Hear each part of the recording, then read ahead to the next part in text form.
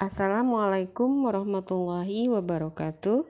Nama saya Nunung Nurlaila dari kelas A8 dengan NIM 22811130378. Di sini saya akan menyampaikan tugas mata kuliah Metodologi Penelitian PAI bab 12 Bahasa, Kutipan, Penomoran Halaman, dan Bibliografi dengan dosen pengampu Heru Prayogo MPD. Pembahasan yang pertama yaitu penggunaan bahasa. Dalam penulisan karya tulis ilmiah terdapat beberapa masalah kebahasaan yang perlu diperhatikan, yaitu harus memenuhi persyaratan keilmiahan yang berlaku. Di antaranya, 1. Penggunaan bahasa asing dan daerah. Dalam penulisan bahasa asing, kendati dalam bahasa Indonesia sudah terdapat padanannya, penulis tetap perlu menggunakannya untuk memelihara objektivitasnya. Istilah baku dan teknis dapat dipergunakan tanpa memberi penjelasan lagi. Perlu membatasi pemakaian istilah bahasa asing dalam karya tulis ilmiah Indonesia, kecuali untuk kepentingan kelompok studi. Penempatan teks terjemahan bahasa asing di dalam kurung atau pada catatan kaki. Yang kedua yaitu penggunaan peristilahan. Penggunaan istilah dalam suatu tulisan harus dipilih secara tepat dan digunakan secara konsisten. Yang ketiga yaitu penggunaan tata bahasa.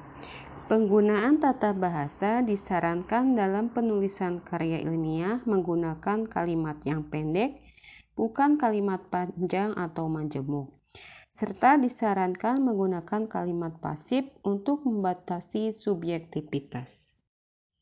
Yang keempat yaitu pengulangan dan penyingkatan kata. Dalam penulisan karya ilmiah, tidak boleh melakukan pengulangan kata dengan menggunakan angka 2. Dalam penulisan karya ilmiah juga tidak boleh menuliskan kata-kata dengan penyingkatan kecuali penyingkatan yang sudah baku. Yang kelima yaitu penggunaan ejaan dan transliterasi.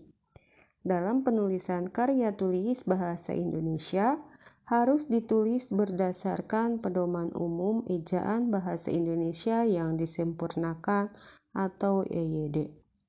Demikian pula dalam penulisan huruf Arab, dengan huruf Latin, penulis harus mengacu pada sistem transliterasi resmi yang berlaku di Indonesia. Yang keenam yaitu tanda baca dan kapitalisasi. Tanda baca titik tidak perlu digunakan untuk mengakhiri judul, bagian-bagian judul, sub-sub bagian judul, dan kalimat enumeratif pendek. Tanda kutip tidak perlu dibubuhkan pada awal dan akhir kalimat-kalimat atau kalimat-kalimat kutipan yang ditulis atau diketik rapat atau satu spasi. Huruf kapital digunakan untuk menulis judul, menulis bab, menulis kata pembentuk judul, dan menulis kata pembentuk nama. Yang ketujuh yaitu aksentuasi.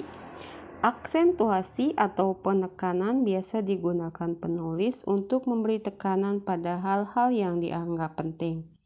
Dalam penulisan karya ilmiah, lazim digunakan beberapa tanda penekanan, seperti huruf miring, garis bawah, huruf tebal, huruf besar, dan huruf kecil. Yang kedelapan yaitu gaya penulisan karya tulis ilmiah. Gaya bahasa tulisan ilmiah pada umumnya memiliki ciri-ciri sebagai berikut. Nada tulisan bersifat formal dan objektif. Tulisan ilmiah berbeda dengan tulisan kesusastraan dalam hal penggunaan istilah-istilah khusus. Tingkat bahasa yang digunakan dalam karya tulis ilmiah adalah tingkat bahasa yang resmi, bukan tingkat bahasa harian. Gagasan yang dikomunikasikan bersifat lengkap, jelas, ringkas, tepat, dan meyakinkan. Dalam tulisan ilmiah perlu dihindari penggunaan ungkapan-ungkapan ekstrim dan emosional. Perlu dihindari penggunaan kata-kata yang mubazir. Dan dalam tulisan ilmiah perlu mengurangi atau membatasi kalimat majasi. Juga dalam tulisan ilmiah lazim menggunakan gambar, bagan, diagram, daftar, grafik, dan angka-angka. Pembahasan yang kedua yaitu penulisan kutipan dan penomoran halaman. Dalam penulisan karya ilmiah, lazim dilakukan penulisan mengutip pendapat, teori, atau pandangan para ahli atau pakar dari masalah yang sedang ditulisnya.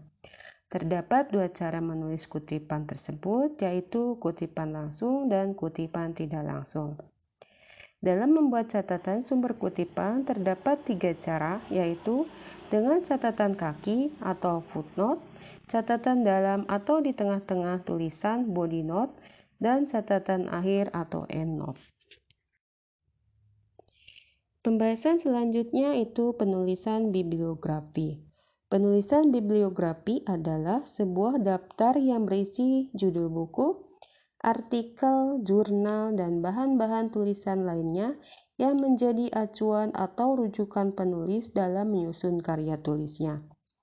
Unsur-unsur yang harus dicantumkan dalam penulisan bibliografi meliputi nama pengarang, judul buku, termasuk judul tambahannya kalau ada, nomor jilid dan cetakan keberapa, dan data publikasi, tempat terbit, nama penerbit, dan tahun terbit. Demikian yang bisa saya sampaikan. Mohon maaf atas segala kekurangannya. Assalamualaikum warahmatullahi wabarakatuh.